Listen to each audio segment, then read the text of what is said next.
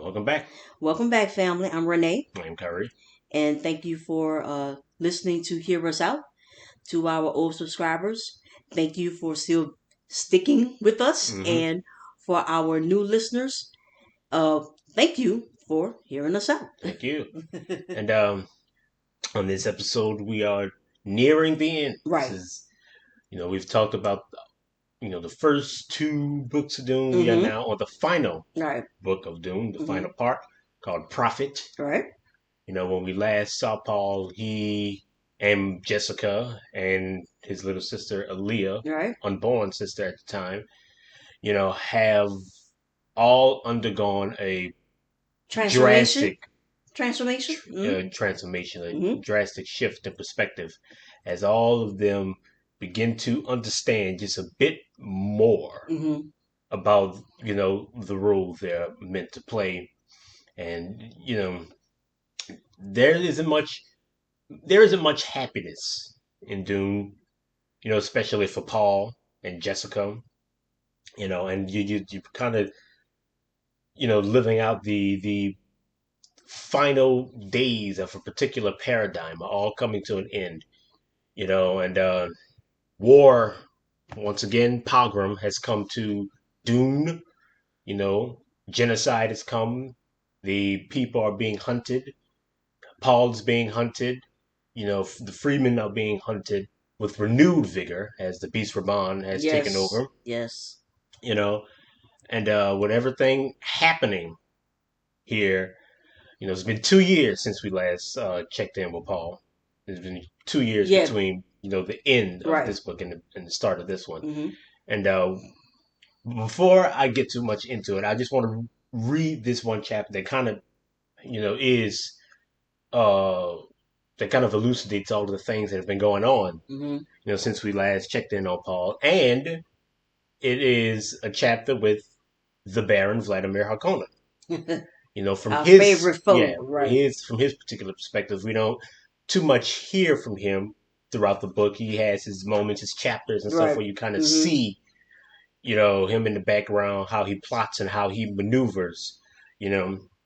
And in this particular chapter right here, I think is I tried to narrow it down as much as I possible, but the entire chapter is pretty much a conversation between the Baron Vladimir Harkonnen and the former Mentat assassin for the Atreides, Thufir Howard, who has been tricked by the Baron into believing that it was Jessica who was the betrayer and the downfall of Mm-hmm. House Atreides. And through his sly manipulations and administration of poisons in his food, in Thufir's food, the Baron has been able to bend, Mm-hmm. the allegiances of Thufir, and now Thufir is working reluctantly. Well, not reluctantly, I would say begrudgingly. He is working as the Baron's Mm-hmm. mentat, and they have kind of uh, a spit Yeah. kind of an argument since Mm-hmm. every Thufir hates the Right. Baron, and the Right. Baron understands this. So every conversation they have Right. is an argument. Yeah. But is that the Baron has manipulated the situation, you know, to his advantage, and now Thufir's full capabilities as a mentat is on display Right. as they are discussing, Mm-hmm. the situation on Arrakis and how there's an opportunity here for the Baron to turn it to his favor, right? So Here we yes, are. here we are. Mm-hmm. I really like this chapter because let me just let me Right. just Just right. deep in the human unconscious is a pervasive need for a logical universe that makes sense. But the real universe is always one step beyond logic. I've set for many rulers of wait, I've set across. I'm sorry. All right, I got ahead of myself. Let me Calm just start. down. Yeah, I've sat across for many rulers of great houses, but never seen a more gross and dangerous pig than this one. Duffer Howard told himself. You may speak plainly with me, Howard, the Baron rumbled. He leaned back in his suspended chair, the eyes in their folds of fat boring into Howard. The old Mentat looked down at the table between him and the Baron Vladimir Harkonnen, noted the opulence of its grain. Even this was a factor to consider in assessing the Baron, as were the red walls of this private conference room and the faint sweet herb scent that hung on the air, masking a deeper musk. You didn't have me send that warning to Raban as an idle whim, the Baron said. Howard's leathery old face remained impassive, betraying none of the loathing he felt. I suspect many things, my lord, he said. Yes, well, I wish to know how Ericus figures in your suspicions about Seleucus Secundus. It is not enough that you say to me the Emperor is in a ferment about some association between Ericus and his mysterious prison planet. Now I rushed the warning out to Raban only because the courier had to leave on that Highlander. You said there could be no delay. Well and good. But now I will have an explanation. We know about the connection between Seleucus Secundus and Ericus. In reading and when we read about Jessica's transformation and this grand history that the Freemen have, and that the people, at least the original people of Seleucus Secundus, used to be, you know, the Freemen in their journeys through the galaxy, and there was some type of very tragic parting of the way between, you know, the people of Seleucus Secundus and the people of Mm-hmm. the Freeman tribe. So we know about their connection. Right. And the fact that Duffer Howard has some inkling of it just lets you know just how good of a mentat he is. You know, he babbles too much, Howard thought. He is not like Leto, who could tell me a thing with the lift of an eyebrow or the wave of a hand, nor like the old Duke, who could express an entire sentence in the way he accented a single word. This is a clod. Destroying him will be a service to mankind. You will not leave here until I've had a full and complete explanation, the Baron said. You speak too casually of Secundus, Howard said. It's a penal colony, the Baron said. The worst riffraff of the galaxy are sent to Secundus. What else do we need to know? That conditions on the prison planet are more oppressive than anywhere else, Howard said. You hear that the mortality rate among new prisoners is higher than 60%. You hear that the Emperor practices every form of oppression there. You hear all this and do not ask questions. The Emperor doesn't permit the great houses to inspect his prison, the Baron grumbled. But he hasn't seen into my dungeons either. And curiosity about Secundus is, how I put a bony finger up to his lips, discouraged. So he's not proud of some of the things he must do there. Howard allowed the faintest of smiles to touch his dark lips. His eyes glinted in the glow tube light as he stared at the Baron. And you've never wondered where the Emperor gets his Sarduakar? The Baron pursed his fat lips. This gave his features the look of a pouting baby, and his voice carried a tone of petulance as he said, Why, he recruits. That is to say, there are the levies, and he enlists from. Bah! Howard snapped. The stories you hear about the exploits of the Sarduakar, they're not rumors, are they? Those are first-hand accounts from the limited number of survivors who fought against the Sarduakar, eh? The Sarduakar are excellent fightermen, no doubt of it, the Baron said, but I think my own legions a pack of holiday excursionists by comparison, Howard snarled. You think I don't know why the Emperor turned against House Atreides? This is not a realm open to your speculation, the Baron warned.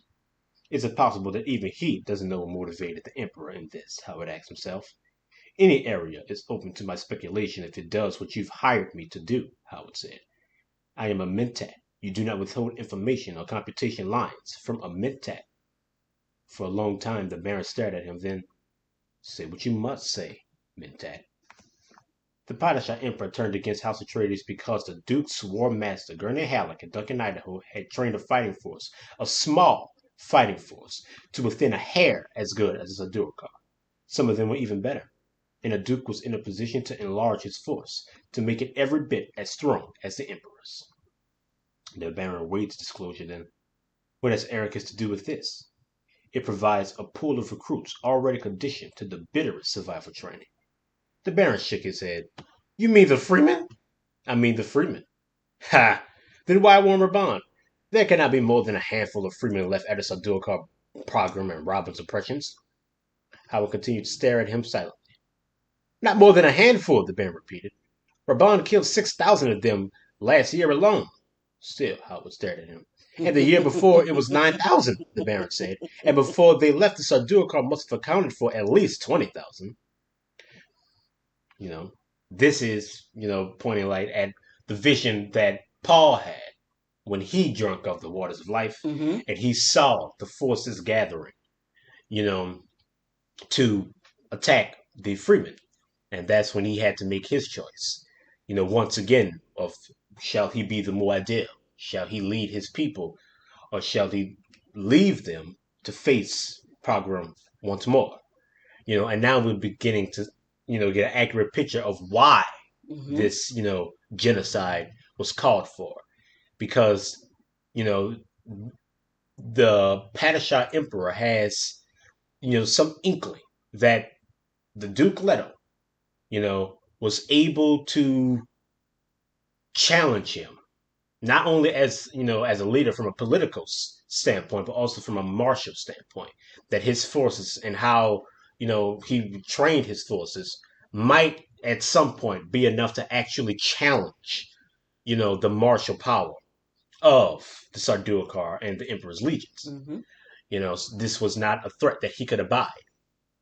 So he, partnered with the Harkonnens, which was his house that, the Atreides were at war with, and uprooted them and forced them into this trap to rid himself of, you know, not just the Duke, but of his forces, Mm-hmm. because that was a challenge to him. And the Baron really didn't understand that, doesn't understand that until now, you know, and he is now in denial Right. of, what the Duke could have accomplished on Arrakis Mm-hmm. with the Freemen, because the Freemen throughout the entirety of the Imperium are seen just as the Baron sees them, as the rabble, as Mm-hmm. not really a threat, just out there, Right. to be oppressed. Mm-hmm. They're not really anything, Mm-hmm. but Howard is beginning to see what we already know of the Freemen, and he's trying to get this slow Baron here to see as Right. well, you know. But yeah, all right. The Baron, what was I? Yeah, all right. What are Robert's troop losses for the past 2 years? Howard asked. The Baron rubs his jowls. Well, he's been recruiting rather heavily, to be sure. His agents make rather extravagant promises, and shall we say 30,000 in round numbers? Howard asked. That would seem a little too high, the Baron said. Quite the contrary, Howard said. I can read between the lines of Rabin's reports as well as you can, and you certainly must have understood my reports from our agents. Arrakis is a fierce planet, the Baron said. Storm losses can. We both know the figure for storm accretion, Howard said. What if he has lost 30,000? The Baron demanded, and blood darkened his face. By your own account, Howard said. He killed 15,000 over 2 years while losing twice that number. You say this Abdulkar accounted for another 20,000, possibly a few more, and I've seen the transportation manifest for their return from Arrakis. If they killed 20,000, they lost almost 5 for 1. Why won't you face these figures, Baron, and understand what they mean? The Baron spoke in a coldly measured cadence. This is your job, Mentat. What do you mean? I gave you Duncan Idaho's head count on the seats you visited, Howard said. It all fits. If they had just 20,050 such siege communities, their population would be about 5 million. My best estimate is that they had at least twice that many communities. You scatter your population on such a planet. 10 million. The Baron's jowls quivered with amazement. At least. The Baron pursed his fat lips. Beady eyes stared without wavering at Howard. Is this true, Mintek computation, he wondered? How could this be and no one suspect? We haven't even cut heavily into their birth rate growth figure, Howard said. We've just weeded out some of their less successful specimens, leaving the strong to grow stronger. Just ick on Seleucus Secundus. Seleucus Secundus, the Baron barked. What has this to do with the Empress prison planet? A man who survives Seleucus Secundus starts out being tougher than most others, Howard said. When you add the very best of military training, nonsense. By your argument, I could recruit from among the freemen, after the way they've been oppressed by my nephew. Howard spoke in a mild voice. Don't you oppress any of your troops? Well, I. But oppression is a relative thing, Howard said. Your fighting men are much better off than those around them, eh? They see unpleasant alternatives to being soldiers of the Baron, eh? The Baron fell silent, eyes in focus. The possibility. Had Raban unwittingly given House Harkonnen its ultimate weapon? Let me explain what's going on here. The political intrigue at play, in that he cannot see the line between Seleucus Secundus and how what's happening on Arrakis, you know, and the Howard has to explain to him that how exactly do you think the emperor is able to recruit among this prison Right. planet on of Seleucus Secundus. These people grow up exist in extremely harsh environments, and that's to put it mildly. Mm-hmm. In some of the worst environments in the entirety of the Imperium. How do you get these people on your side? You offer them a differing way of life. You give them military training. You give them societal standing. Now look at Arrakis. Mm-hmm. Look at these people who have been brutally oppressed by Raban. How do you think you can recruit amongst them? Right. Other than you do the The exact same same thing. thing. Right. Like I say, is there no oppression amongst your troops? Of course there are. They see the alternative. Right. If they aren't troops, if they don't, fight for you, what they might have to live in. Mm-hmm. And he's like, has Raban unwittingly just done, has Raban just created the perfect position for the Baron to recruit amongst the freemen, Mm-hmm. you know, by through his oppressions. And, Right. and if the Baron were to offer an alternative way of life to these people, he might have a force that is able to challenge that Right. of the Emperor. Mm-hmm. And he's starting to see this Yeah. now, and as are we. Yeah. Ideas are bouncing in his head. Oh, Hmm. whatever. I just find it funny, like just the dichotomy between Mm-hmm. the Atreides Right. and the Harkonnens. Every time the Atreides have a conversation, there is so much like emphasis Mm-hmm. on the slight minutia of the conversation, Mm-hmm. of how every little movement, word, or just flickering of emotions Right. across the face, you know, lights up this entire plan, this entire thing. They just Yeah. read you perfectly, Right. and The the bet, aha moment. hmm and the Baron, is like, man, he's politically shrewd. It's not to to undercut him, but he just seems so slow when compared to Right. the Atreides and stuff like that. He just seems like he's so out of it. Like, how can this man possibly compete? Well, he couldn't if it wasn't for the Emperor. Right. But yeah, Exactly. but yeah. Hmm. Presently, he said, how could you be sure of the loyalty of such recruits? I would take them in small groups, no larger than platoon strength, I would say. I'd remove them from their oppressive situation and isolate them with a training cadre of people who understood their background, preferably people who had preceded them from the same oppressive situation. Then I'd fill them with the mystique that their planet had really been a secret training ground to produce just such superior beings as themselves. And all the while, I'd show them what such superior beings could earn: rich living, beautiful women, fine mansions, whatever they desired. The Baron began to nod. The way the Saduraka live at home. The recruits come to believe in time that such a place as Social Secundus is justified because it produced them, the elite. The commonest Saduraka trooper lives a life in many respects as exalted as that of any member of a great house. There's a rhythm going on here. Mm-hmm. There's a little synchronicity going on Uh-huh. here. And how you justify oppression by thinking that it's necessary for the opulence Option. of That's right. life. Sounds familiar. Keep going. Mm-hmm, Sounds mm-hmm. familiar. Like I said, there's a little rhythm here. Yeah. Such an idea, the Baron whispered. You begin to share my suspicion, Howard said. Where did such a thing start? The Baron asked. Ah, yes. Where did House Carino originate? Carino is the Emperor's house. Were they people on Seleucus Secundus before the Emperor sent his first contingents of prisoners there? Even the Duke Leto, a cousin of the distant side, never knew for sure. Such questions are not encouraged. The Baron's eyes glazed with thought. Yes, a very carefully kept secret. They'd use every device of. Besides, was there to conceal, Howard said, that the Padishah Emperor has a prison planet? Everyone knows this. That he has Count Finring, the Baron blurted. Howard broke off, studied the Baron with a puzzled frown. What of Count Finring? And once again, this is our first time. This is not our first time. This is Mm-hmm. your first time, of us hearing us read of Count Finring. Mm-hmm. And Count Finring was a character that was introduced a little earlier on, in another in book two, Mm-hmm. when the Baron was having this grand celebration and a gladiatorial fight between Federutha and some slave from the slave pits, and Count Finring was there, as a an attendant of House Carino of the Padishah's Emperor's Enclave, and he had a conversation with the Duke, not the Duke, with the Baron, you know, and there was a spat back and forth and between these two, and the Count Finneran used his abilities, and he has abilities as we're going to see later on, in the chapter. Well, not in the chapter, in the book. Hmm.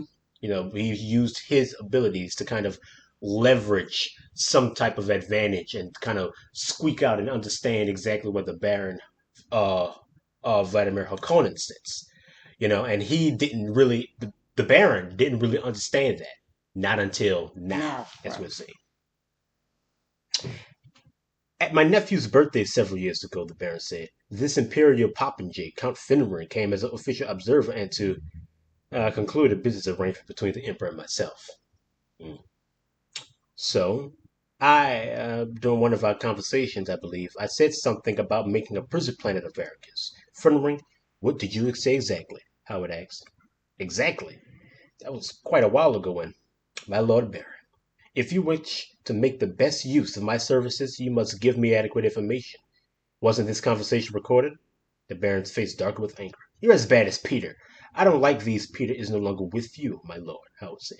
As to that, whatever did happen to Peter, he became too familiar, too demanding of me, the Baron said. You assure me you don't waste a useful man, Howard said. Will you waste me by threats and quibbling? We were discussing what you said to Count Finray. Slowly the Baron composed his features. When the time comes, he thought, I remember this man with me. Yes, I will remember. Already plotting his revenge. Yep. One moment, the Baron said, and he thought back to the meeting in his great hall. It helped to visualize the cone of silence in which they had stood. I say something like this, the Baron said. The Emperor knows a certain amount of killing has always been an arm of business. I was referring to our workforce losses. Then I said something about considering another solution to the Arrakeen problem, and I said the Emperor's prison plan inspired me to emulate him. Witch blood, Howard snapped. What did Finneran say? That's when he began questioning me about you. Howard sat back, closed his eyes, thought. So that's why they started looking into Arrakis, he said. Well, things done. He opened his eyes. He must have spies all over Arrakis by now. 2 years. But certainly my innocent suggestion that nothing is innocent in the Emperor's eyes. What were you instructing? What were your instructions to Robin? Merely that he should teach Arrakis to fear us. Howard shook his head. You now have two alternatives, Baron. You can kill off the natives, wipe them out entirely, or waste an entire workforce? Would you prefer the Emperor and those great houses he can still swing behind him come in here and perform a Kurtman, scrape out Getty Prime like a hollow gourd? Getty Prime is the Baron's, Yeah. you know, home planet. It's the Hmm. head of the Harkonnens, fiefdom. You know, the Baron studied his mentat. Then he wouldn't dare, wouldn't he? The Baron's lip quivered. What is your alternative? Howard had to remind the Baron that you know, in his offhand innocent comment to the emperor, emperor's associate Count Finneran, he has now put himself in the same position that the Duke was in. Hmm. In his offhand comment about turning Arrakis into a prison planet, it kind of seems like he might be even unintentionally you know doing what the Duke was doing, and that was creating a force to equal the Emperor. Right. And even in his offhand comment, the Count Finger can't count that out. So now the Baron is starting to understand Stand what right. precarious position he's He's in. in. Hmm. And Howard had to tell him that. Do you want for the Yeah. Sardaukar to come down here to do the same thing They to to you, you, what they right? did to To the us? Duke, right? And he's like, he wouldn't do that. Of Of course he course he would. would. He did it to the trainees. Of Right. course he'll do it to You, you. right? He Who don't even you? like you. Right. So that's why the Baron had to be like, okay, what's the Yeah. alternative? Right. All right, he had to settle himself in. You know, abandon your dear nephew. The Baron broke off, stared at Howard. Send him no more troops, no aid of any kind. Don't answer his messages other than to say you're heard of the terrible way he handled things on Arrakis, and you intend to take corrective measures as soon as you're able. I'll arrange to have some of your messages intercepted by Imperial spies. What of the spice, the revenues, the demand your baronial profit? But be careful how you make your demands. Require fixed sums of Raban. We can, the Baron turned his hands palms up. But how can I be certain that my weasel nephew isn't? We still have our spies on Arrakis. Tell Raban he either meets the spice quarters you set him, or he'll be replaced. I know my nephew, the Baron said. This will only make him oppress the population even more. Of course he will, Howard snapped. You don't want that stopped now. You merely want your own hand clean. Let Raban make your Seleucus Secundus for you. There's no need even to send him any prisoners. He has all the population required. If Raban is driving his people to meet your spice quarters, then the Emperor needs suspect no other motive. That's reason enough for putting the planet on the rack. And you, Baron, will not show by word or action that there are any other reasons for this. The Baron could not keep the sly tone of admiration out of his voice. Ah, Howard, you are a devious one. Now, how do we move into Arrakis and make use of what Raban prepares? That's the simplest thing of all, Baron. If you set each year's quotas a bit higher than the one before, matters will soon reach a head there.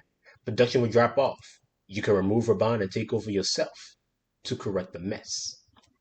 It fits, the Baron said, but I can feel myself tiring of all this. I'm preparing another to take over Arrakis for me. Howard studied the fat, round face across from him. Slowly, the old soldier spy began to nod his head. Feyd-Rautha, he said. So that's the reason for the oppression now. You're very devious yourself, Baron. Perhaps we can incorporate these two schemes. Yes, your Feyd-Rautha can go to Arrakis as their savior. He can win the populace. Yes.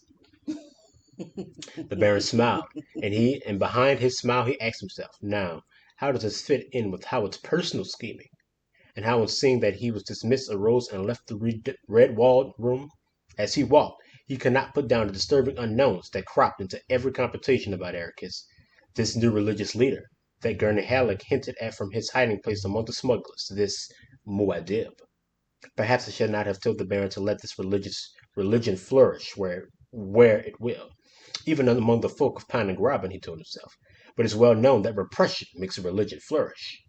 And he thought about Halleck's reports on Freeman battle tactics. The tactics smacked of Halleck himself, and Idaho, and even of Howard. Did Idaho survive, he asked himself. But this was a futile question. He did not yet ask himself if it was possible that Paul had survived. He knew the Baron was convinced that all Atreides were dead, that Bene Gesserit which had been his weapon, the Baron admitted, and that could only mean an end to all, even to the woman's own son. What a poisonous hate she must have had for the Atreides, he thought. Something like that hate I hold for this Baron. Will my blow be as final and complete as hers? That's the end of that. But I like how that one ended. Because they have this grand plan set in motion. To kind of create their own Seleucus Secundus, which was already unintentionally being created, which was already created even before right. Raban. And now he has his plan. Right. Just cut off all ties. Right. Instead of making it look like you're training a force, make it look like that you just want your baronial, profit. Right. Don't send him any reinforcements. Don't send him any help. Just let him spin in the wind. Right. To make what he's doing look like he's spinning in the wind, trying to recoup efforts. Right.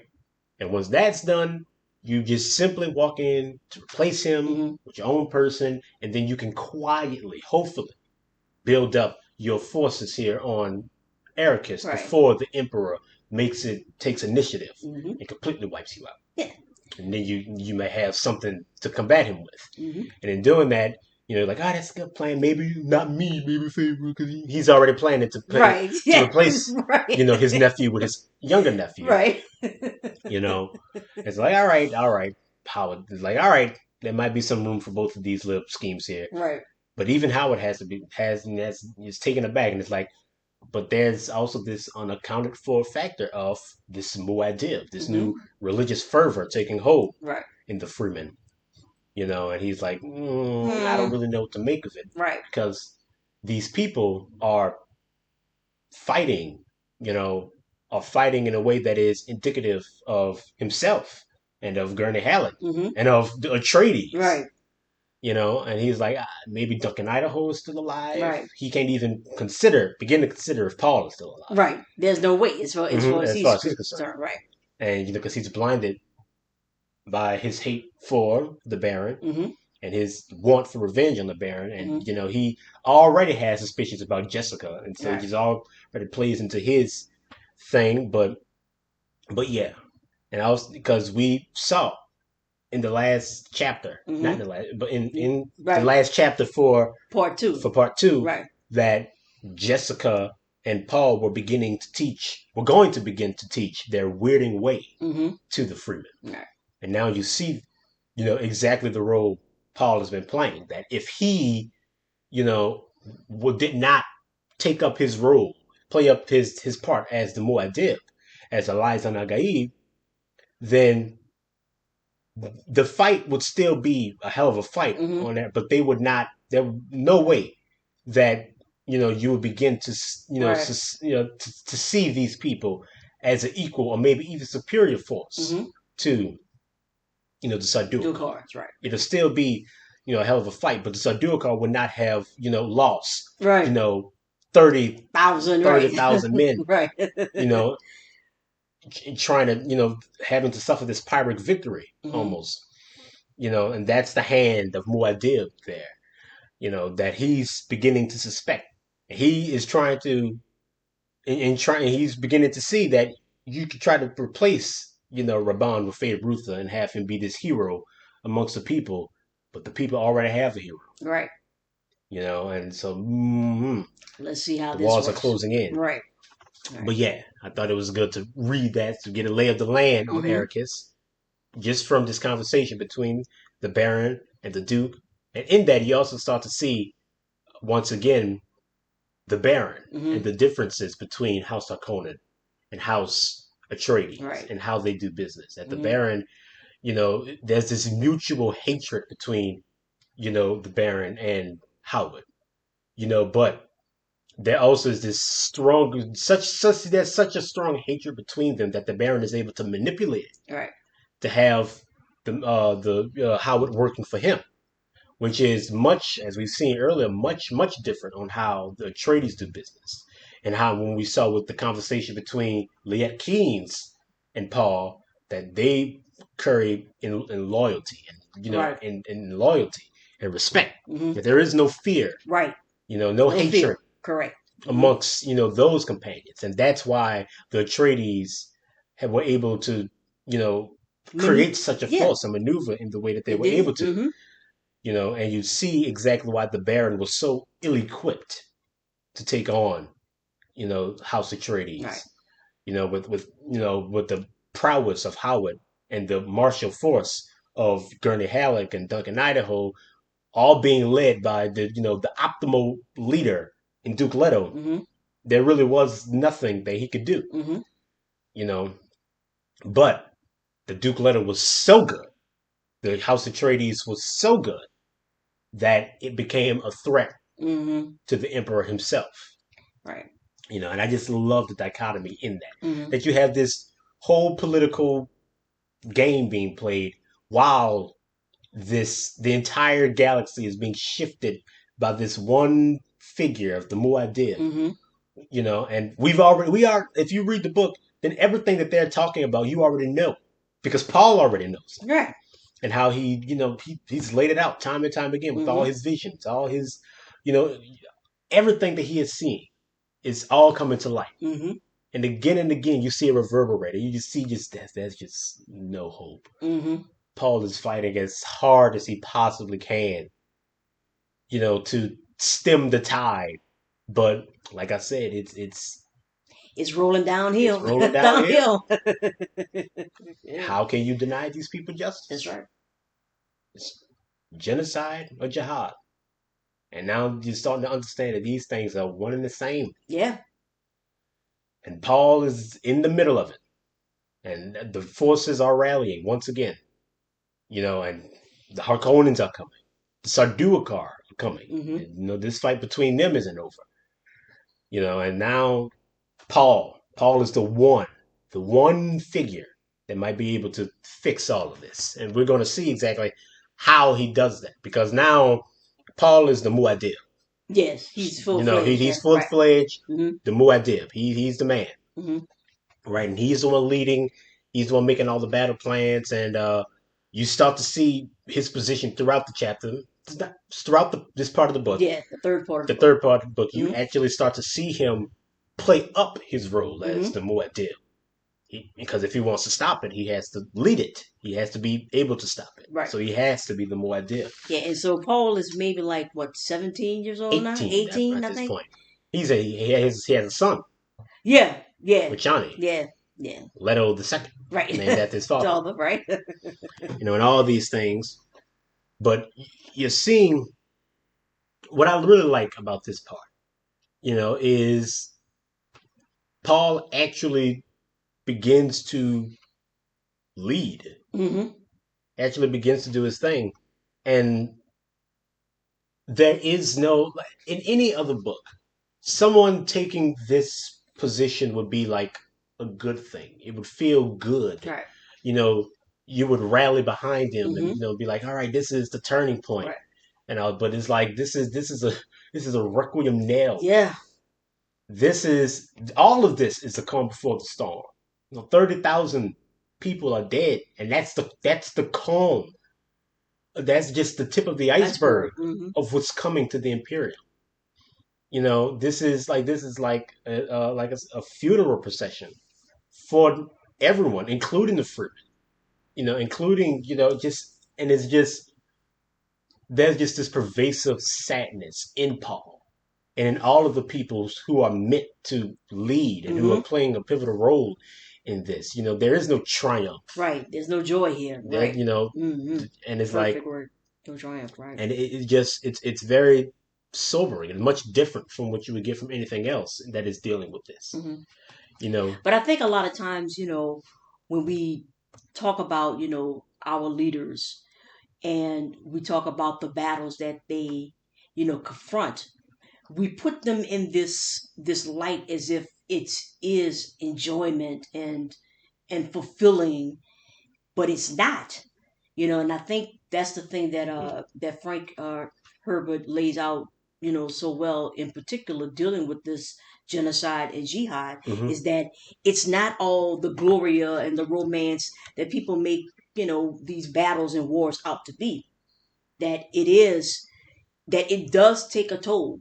It's not, the beauty and the gold and the gloria and the Mm-hmm. hara that, Mm-hmm. that's always shown.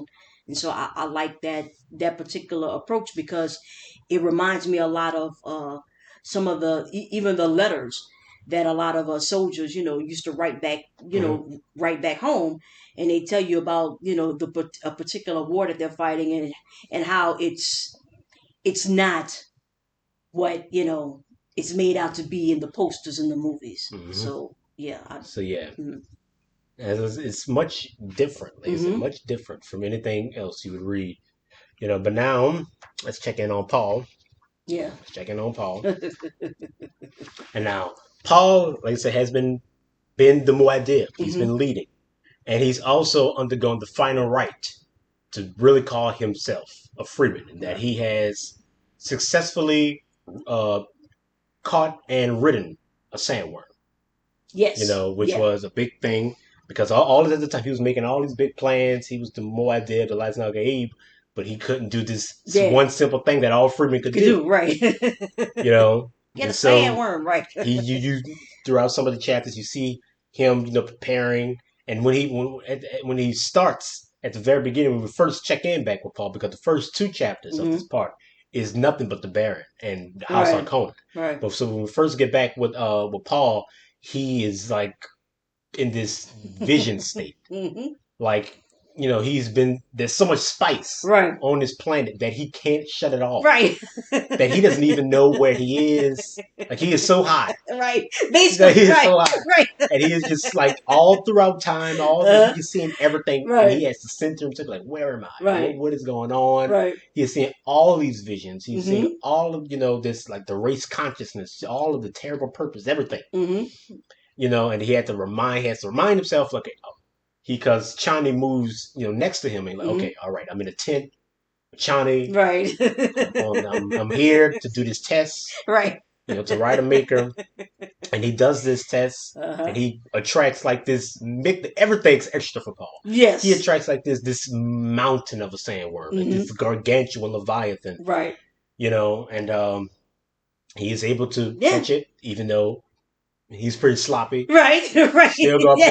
points it out He that said right. Okay, I we could get have it. did better than that, Right.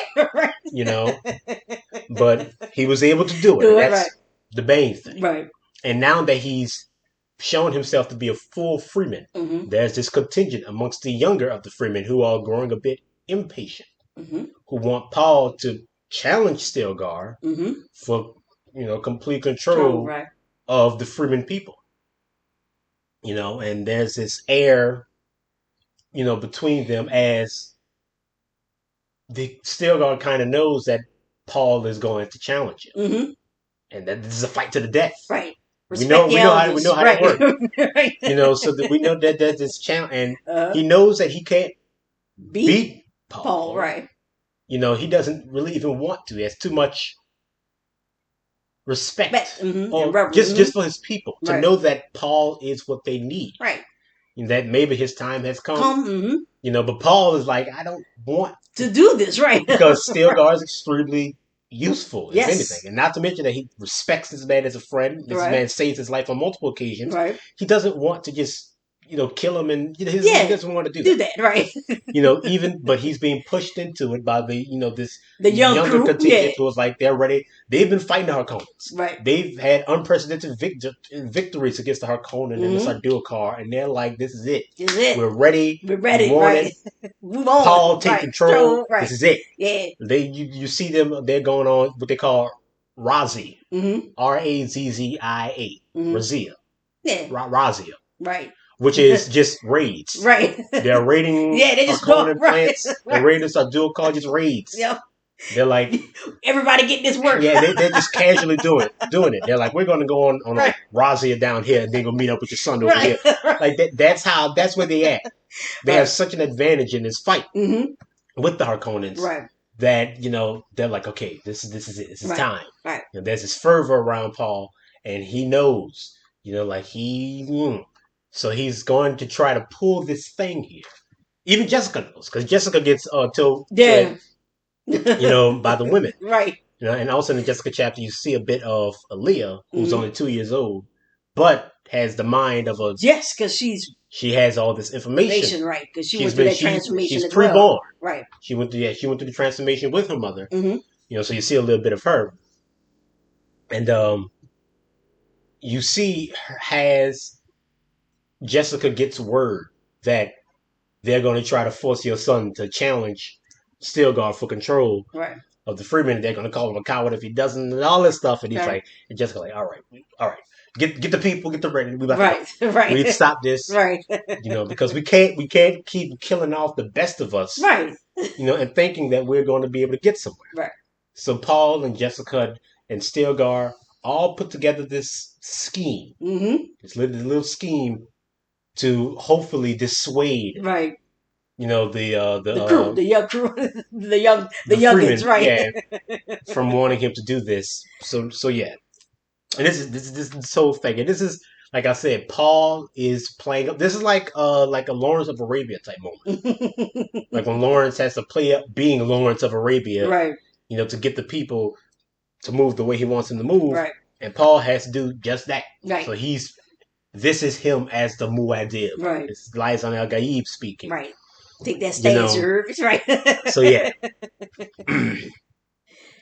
Let me see. Where does right here? Oh, did I make a mistake? Did you? You didn't mark it?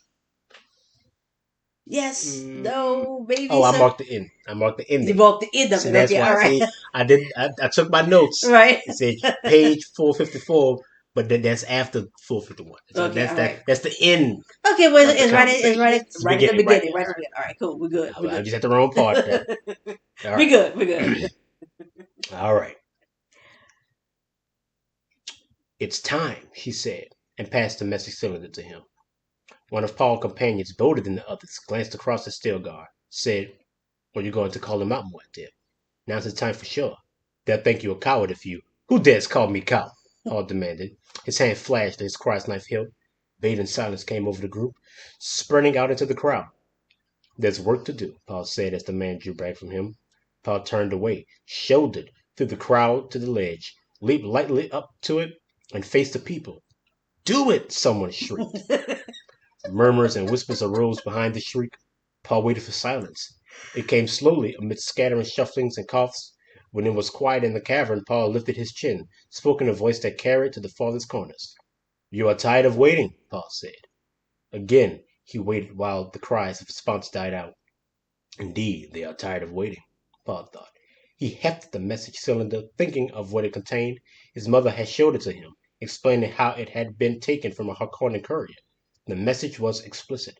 Raban was being abandoned to his own resources here on Arrakis. He could not call for help or reinforcements. Again Paul raised his voice. You think it's time I called out Stilgar and challenged the leadership of the troop? Before they could respond, Paul hurled his voice at them in anger. Do you think the lies of Al Gaib that stupid? There was stunned silence. He's accepting the religious mantle, Jessica thought. He must not do it. It's the way, someone shouted. Paul spoke dryly, probing the emotional undercurrents. Ways change.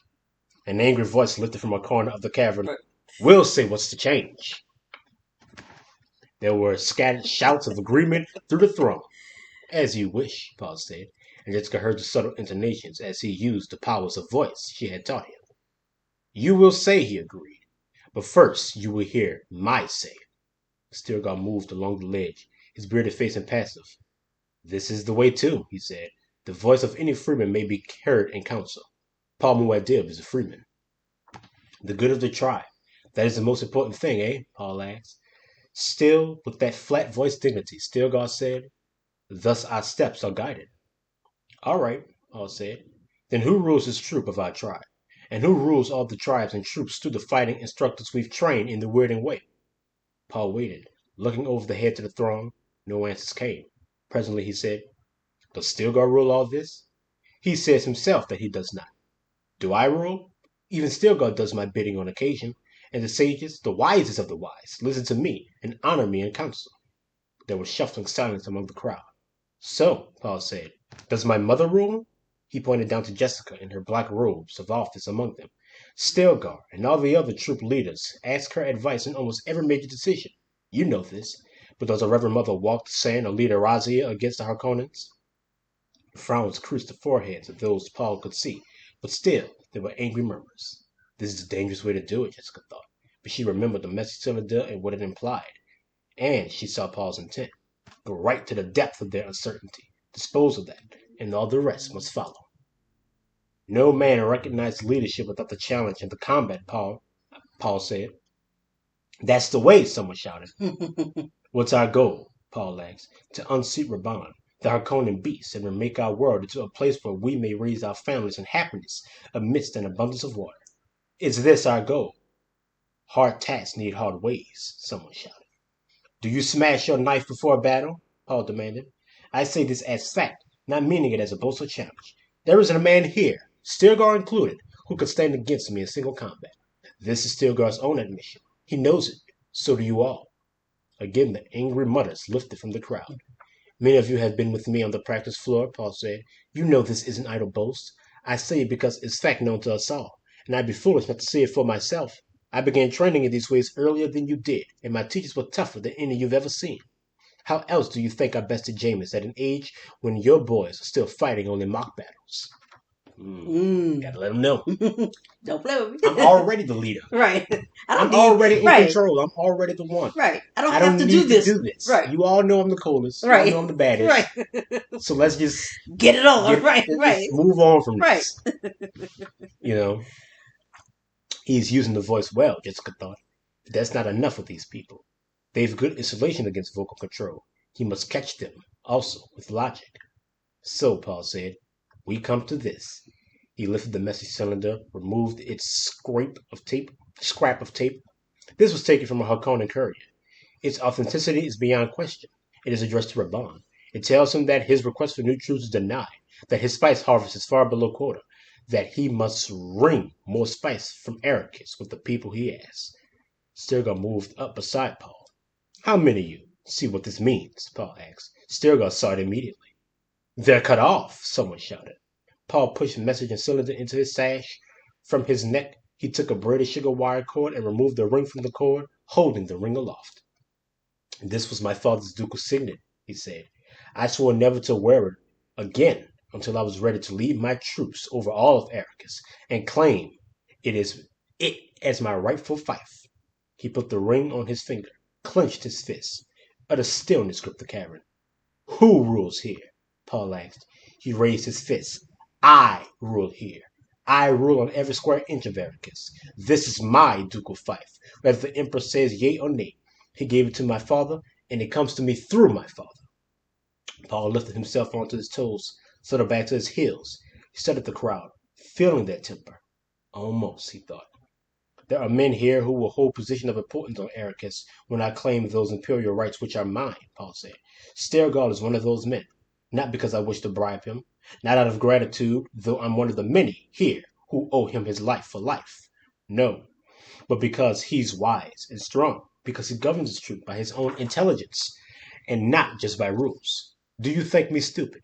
Do you think I'll cut off my right arm and leave it bloody on the floor of this cavern just to provide you with a circus? Paul swept a hard gaze across the throng. Who is there here to say I'm not the rightful ruler of Arrakis? Must I prove it by leaving every freeman tribe in the Urg without a leader? Beside Paul, Stilgar stirred, looked at him questioningly. Will I subtract from our strength when we need it most? Paul asked. I am your ruler, and I say to you that it is time we stopped killing off our best men and started killing our real enemies, the Harkonnens. In one blurred motion, Stilgar had his crysknife out and pointed over the heads of the throng. Long live Duke Muad'Dib, he shouted. A deafening roar filled the cavern, echoed and re-echoed. They were cheering and chanting, Yahya Jahade Muad'Dib, Muad'Dib, Muad'Dib, Yahya Jahade. Jessica translated it to herself. Long live the fighters of Muad'Dib. The scene she and Paul and Stilgar had cooked up between them had worked as they planned. Like I said, one of the very few times you see Paul Mm-hmm. actually be the Muad'Dib, the Lisan al Gaib, playing up this myth. Mm-hmm. And he used this to change Right. the rules. To say that I don't need to kill Stilgar. Right. I rule here because I'm Paul Muad'Dib. Yep. You know this, they know this. Right. I will not kill the best of us to ensure that you understand because that's the way. Mm-hmm. Things change, and I have changed them because I am Paul Yeah, Muad'Dib. right. You understand this, you understand me. Right. Yeah, okay, This is what it B. is. I will. Should I kill all the You know, leaders yeah, right. on this planet To prove to this? prove this? Right. Because that's the way? No. No. Things change. Mm-hmm. Stilgar's going to stay here. Right. I am going to be the Duke of this entire planet. No one will deny me that. Not you, not them. The That's end. it. Right. That's it. That's all. And it's one, like I said, it's one of the few times Mm-hmm. you see Paul play up the myth, Right. play up, being, the Muad'Dib.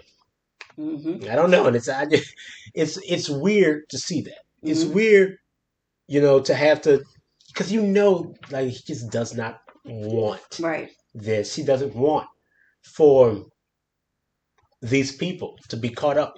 To be caught up in this fervor, Right. to have to fight this fight, for anyone to have to fight this Mm-hmm. fight. But there is no other way at this Mm-hmm. point. It's genocide or jihad. Right. It's this fight or the next one. This is his choice, his chance Mm-hmm. to create something else, and he has to do it. Because if he doesn't, it's going to be the same old, Right. time and time and again. So right now, he has to be the Muad'Dib, and you Mm-hmm. already see the change that he Mm-hmm. is able to. He saved a life here. Right. He changed the culture with his words. By being exactly what he needed to be, what they need him to be. Right. He was able to change. He was able to save a life. Once again, like the same thing we've seen time and time again. His battles, the most pivotal moments for him are not with his knife, and Right. not with his, His with brute force or brute nothing. force, but Right. just with his ability to say the things that needs To to be see said. it. It's sobering. You don't really see a lot of that, Right. you know. And but yeah, and you also see Paul meet up with Gurney Halleck again. Gurney Halleck was, as we know, he was the bard, the troubadour extraordinaire of the Atreides Mm-hmm. house, and he has been working as a smuggler, you know, and through one of their his smuggling band went a bit too deep into the desert. They started to intrude on Freeman territory, and so they attacked, and the Right. Freeman attacked, and they killed, Right. wiped out almost half of Right. his smuggling ring before Paul stepped in and was Right. like, "Well, this is Gurney." Right. This He was girl. able to shut everything Right. down, and Gurney ends up, and Gurney Halleck also believes that Jessica was the one, Right. and when he sees Jessica, Right. He's about. he is like, "I'm about to kill her. I'm Right. I'm about to about to kill her," kill him. Right. but he can't do it until he proves to Paul Right. that Jessica was the one. Right. But we know that it wasn't Right. Jessica, that it was Yue. Right. And you're about to learn. So he has to. Well, Paul walks in and sees that Gurney has a knife to to Jessica's throat, and Right. Paul is like, ugh. I think he says it himself, like, am I am I going to have to go through this with Everybody. every, Right. like, because he talks with Gurney and he pretty much explains to Gurney that, Right. look, I can't prove it to you without a shadow of a doubt that it wasn't Jessica, Mm-hmm. but I know without a shadow of a No doubt. doubt. My father knew without a Right. shadow of a doubt that it's not my mother, Mm-hmm. and if you harm her in any Anyway, way, you go. You I go. will drop you Yes. permanently. Right. you know, and you hear the anguish in his voice. You hear him, explaining to him, Mm-hmm. explaining to Gurney that it's not his mother, and just let him go, please. Let her Right. go, because I Right. don't want to hurt you. Right. I don't want to lose anyone. Right. And Jessica begins to see, really for the first time, the toll Mm-hmm. That this that is taken. Right. this is taking on him, Mm-hmm. It's of being, of tiring. Right. having to be this person, Right. of being this thing that he never really asked for. Mm-hmm. He never wanted to be the Kwisatz Haderach. He never wanted to be the Muad'Dib. Mm-hmm. He never wanted to be the Duke, Right. But now he has to play this role. He has to do this thing to save his life, to save life in general. Right. And has Gurney here threatening the life of his mother. Mother, we're like, And shh. and Right. and after that, and after that, Gurney lets her. After Gurney lets her go, he Right. presents his chest, like, "Kill me, Paul, for disrespecting you." And he's like, "Does every great man that I know want me to kill him?" Right. Right. Still What is this? guard Right. first now. Right. Why? What is it What with you is people? this? I'm not doing this. Right. Just stop it, Yes. please. Right. You know, We get it. we get it. All right, you Right. thought it's over. We don't got to Right. talk about it. Right. You We know. gotta die. Go ahead. So yeah, that was it.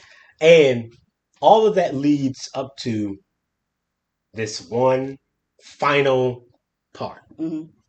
of this chapter. Paul pressed past the man toward the depths of the cavern, headed for the place that each such cavern had, a place near its water-holding basin. There would be a small Shire Halud in this place, a creature no more than 9 meters long, kept stunted and trapped by surrounding water ditches. The Maker, after emerging from his little Maker vector, avoided water for the poison it was. And the drowning of a Maker was the greatest human secret, because it produced the substance of their union, the water of life, the poison that could only be changed by a Reverend Mother. The decision had come to Paul while he faced the tension of danger to his mother. No line of the future he had ever seen carried that moment of peril from Gurney Halleck. The future, the great cloud future, with his feelings that the entire universe rolled toward a boiling nexus, hung around him like a phantom world. I must see it, he thought. His body had slowly acquired a certain spice tolerance that made prescient vision fewer and fewer, dimmer and dimmer. The solution appeared obvious to him. I will drown the Maker. We will see now whether I'm the Kwisatz Haderach who can survive the test that the Reverend Mothers have survived. And that's how the chapter ends. Mm-hmm. Well, Paul, you know, after having to step into this role as a Muad'Dib to save the life of Stilgar, Mm-hmm. and having to step into this role Right. as the Duke to save the life of her mother. Now he has to fully embrace being the Kwisatz Haderach. He has to test himself with the waters of life, the same way Jessica was tested. He has to test himself to clear the fog, Mm-hmm. to give him that vision of the future that is inexorable. Because as his tolerance to the spice begins to grow, his visions begins to dim. And if that dims, there is no hope. Right. If he cannot see how to Mm-hmm. save us, then all there will be is jihad. Mm-hmm. He has to see. He has to pierce deeper. He has to allow himself to be trapped in this vision, in the vision. So he says, I'm going to do it. Yep. I will face the waters of life, much like my mother did, and see if I can survive, and Mm-hmm. know unequivocally if I am the Kwisatz Haderach. Mm-hmm. And that's where it ends, and Right. that's where it will end. Right. So in conclusion, and just slight review, you know, we see a lot of the Baron. We've heard Yeah, from our him. favorite foe. Our favorite foe. We've Yeah. heard from Paul. Things are changing. Things are Mm-hmm. accelerating. You know, there is something here that even the Emperor knows. And the Emperor is on the outskirts watching as these people are scheming. There are spies that Howard pointed out on Ericus. There's all these things are coming to a head. Mm-hmm. The Emperor is coming. He's coming to maintain his control. The Baron is coming because he sees an opportunity here Yes. to Mm-hmm. gain greater control than he has ever had. And more idea, Paul is there. And now he must gain control of it all. Beyond even the Emperor. He must be the Kwisatz Haderach. He must face the spice, and he has to do this. If he fails, then perhaps the Baron is able to succeed. Right. Perhaps the Emperor succeeds. If they succeed, we all fail because nothing changes. Right. Correct. So this is his final Mm-hmm. rebirth. And if he is able to do this, then there may be hope for us yet. Yeah. So Maybe. yeah, if you have any questions or comments, leave them in the comments. And thank you for hearing us out. Thank you.